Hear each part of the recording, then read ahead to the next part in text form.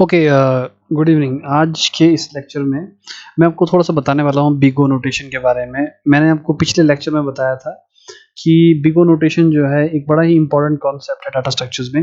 लेकिन आपका सिलेबस अगर आपने देखा होगा तो उसमें बिगो नोटेशन कहीं पे मेंशन नहीं की गई है। तो मैं एक बहुत ही छोटा सा इंट्रोडक्टरी आपको सोच सकते हो एक लेक्चर देना चाहता हूँ बिगो नोटेशन के बारे में, क्योंकि ये बहुत ही ज़्यादा इंपॉर्टेंट हो जाएगा जैसे जैसे आप एल्गोरिथम को स्टडी करना शुरू कर दो। तो मैं शुरुआत करना चाहूँगा आज के एजेंडे से। आज के एजेंडे में हम डिस्कस करेंगे basics of algorithm, flow charts, algorithm को कंपैरिजन कैसे करते हैं, बिग ओ नोटेशन क्या होती है और कैसे हम बिग ओ नोटेशन को यूज़ करते हैं कंपैरिजन में। तो लेट अस स्टार्ट। एल्गोरिदम, जैसे मैंने पिछले लेक्चर में आपको बताया था कि एल्गोरिदम क्या है। एल्गोरिदम वो स्टेप्स हैं जो आप किसी काम को करने के लिए परफॉर्म करते हो। तो जैसे मैंने पिछली बार आपको एक चाय का एग्जांपल दिया था कि अगर आपने चाय बनानी है तो क्या क्या स्टेप्स लोगे, तो वो एक एल्गोरिदम हो जाता है। अगर आपके पास कोई प्रॉब्लम है, उस प्रॉब्लम को सॉल्व करने के कई तरीके हो सकते हैं, तो आप उस प्रॉब्लम को सॉल्व करने के जिन स्टेप्स को लोगे वो एक एल्गोरिदम होगा। ज़रूरी नहीं है कि किसी काम करने का एक ही तरीका हो, किसी भी काम करने के एक से ज़्यादा तरीके हो सकते हैं और हर तरीका जो है उसके अपने फ़ायदे और नुकसान हो सकते हैं। तो अगर आप इस तरीके के जो आपके पास सॉल्यूशन है किसी प्रॉब्लम के, उनको कलेक्ट कर लो, तो सारे के सारे जो है एल्गोरिदम बन जाते हैं एक सिंपल प्रॉब्लम के लिए। फ्लो चार्ट एक बड़ा इंपॉर्टेंट कॉन्सेप्ट है। फ्लो चार्ट क्या करता है, आपके एल्गोरिदम को पिक्टोरियल फॉर्म में रिप्रेजेंट करता है। तो ये विजुअल रिप्रेजेंटेशन है आपके एल्गोरिदम की। फॉर एग्जांपल, जैसे ये आपका एल्गोरिदम है कि आपके पास जो टेबल लैंप है वो वर्क कर रहा है या नहीं कर रहा है उसके लिए। तो जैसे आप स्टार्ट करते हो कि लैंप वर्क नहीं कर रहा है, तो आप चेक करते हो कि क्या वो पावर सोर्स से जुड़ा है या नहीं जुड़ा है।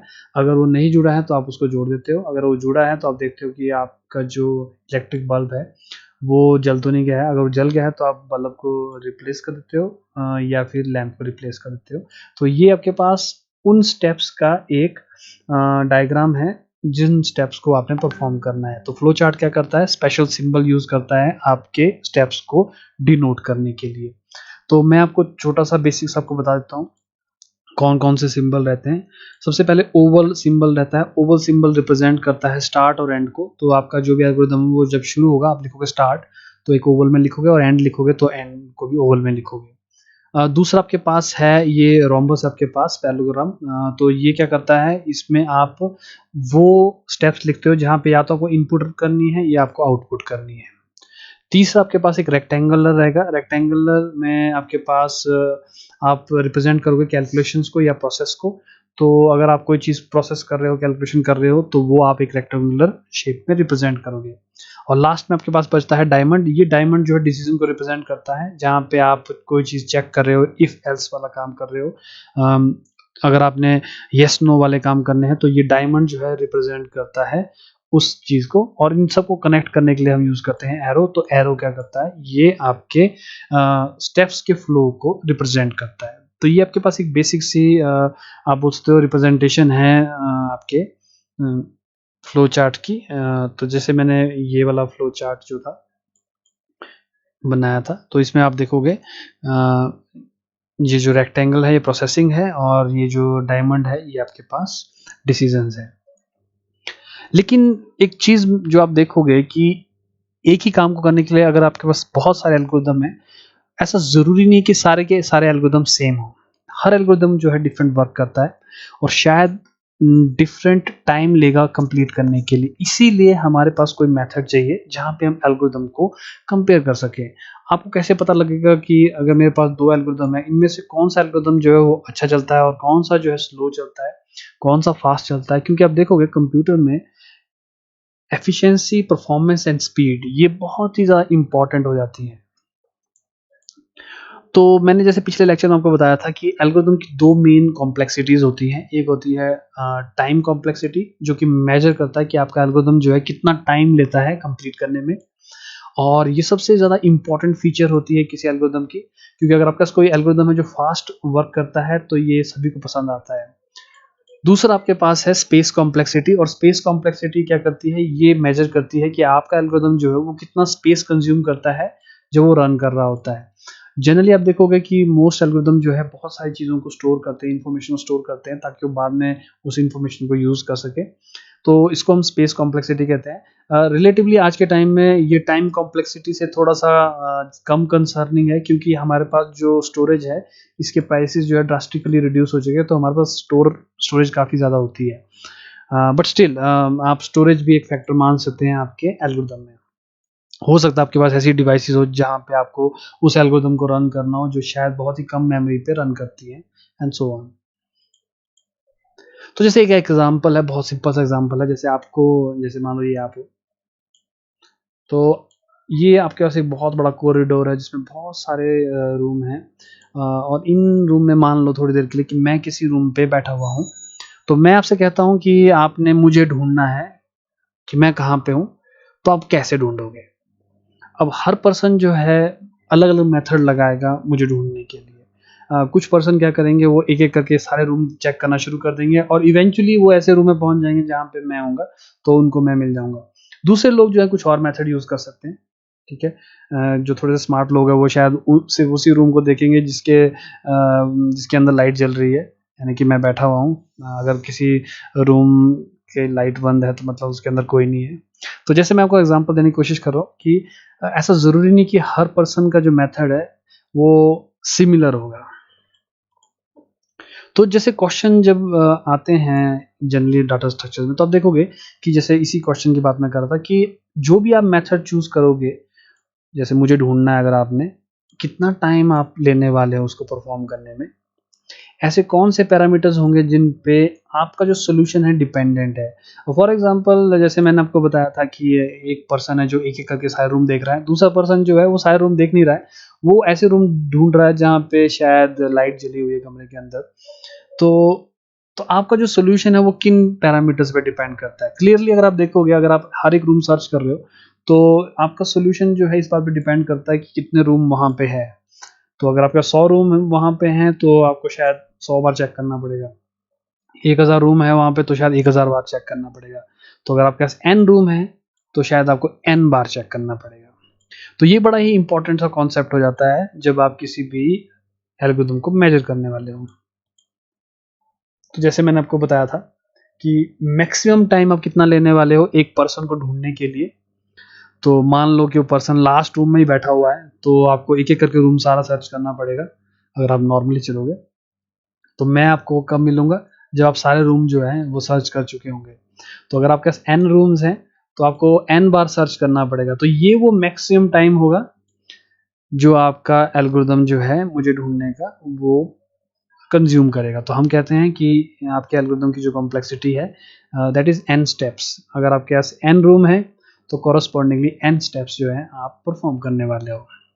अब आप देखोगे ये बड़ा इंपॉर्टेंट हो जाता है जब आप एल्गोरिदम को कंपेयर करना शुरू करते हो, क्योंकि जैसा आपको दिख रहा है शायद वैसा होता भी नहीं है।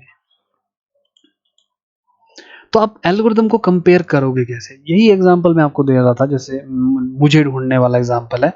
मान लो आप मुझे ढूँढना चाहते थे और आपके पास 2 एल्गोरिदम की चॉइसेस थी।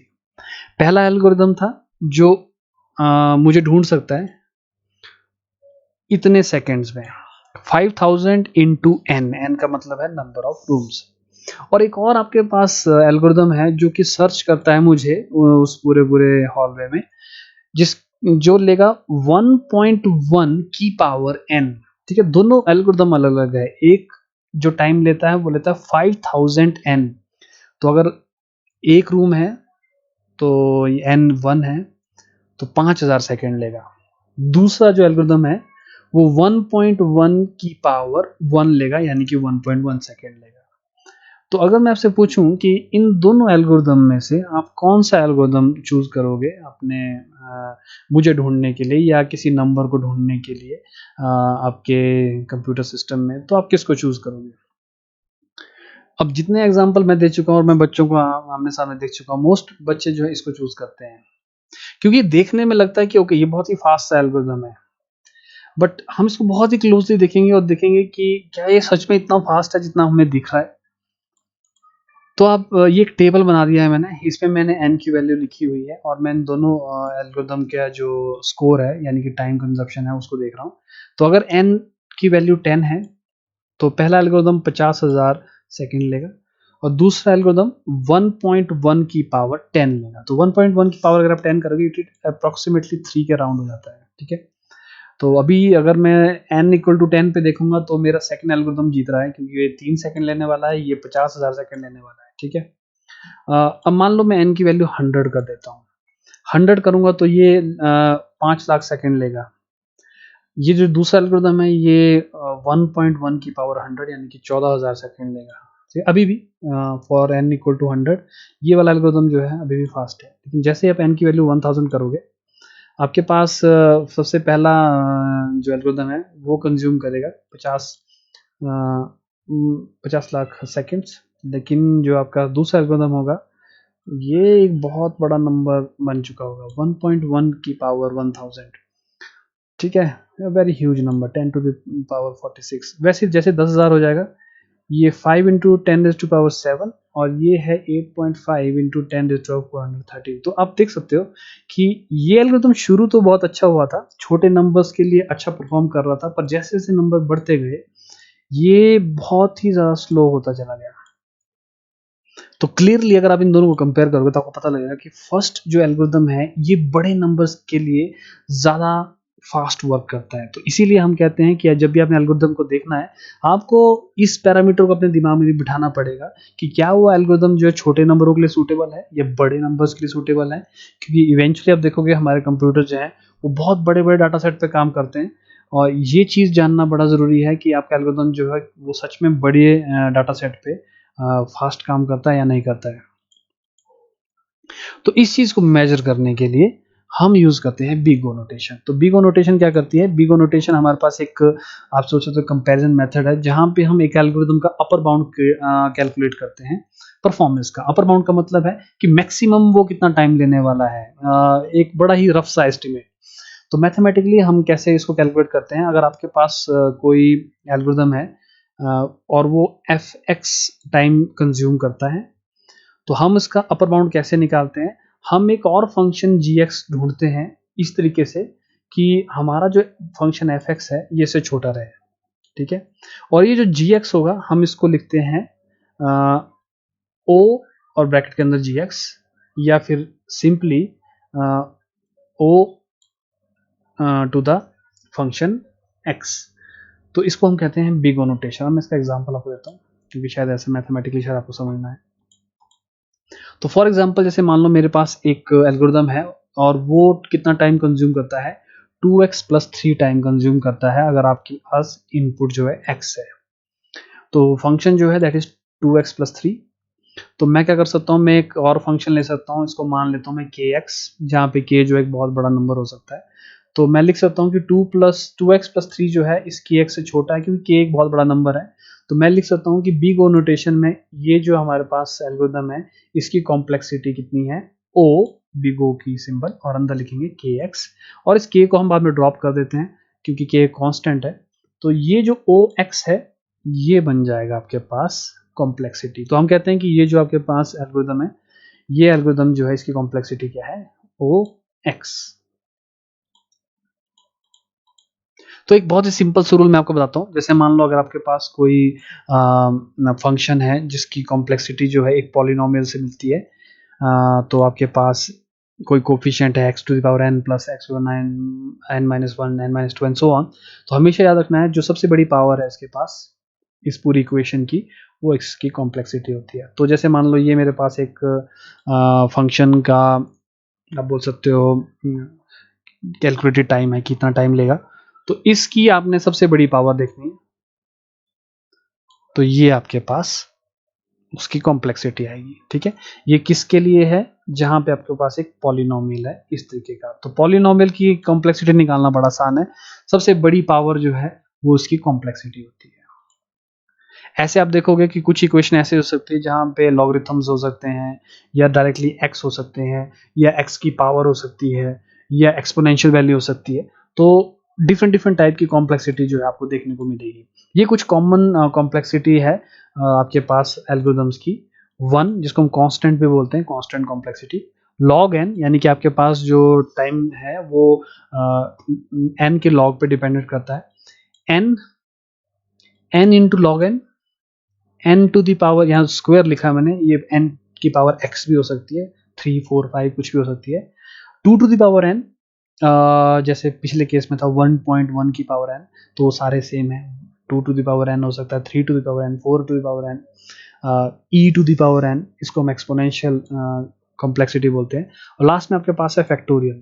तो अब आप बोलोगे कि ये तो चलो ठीक है, पर इनका मतलब क्या है? मतलब क्या है कि आप इनको अगर आप प्लॉट करने लग जाओ तो आपको पता लगेगा कि कौन सी कॉम्प्लेक्सिटी जो है वो स्लो रहती है और कौन सी जो है फास्ट रहती है।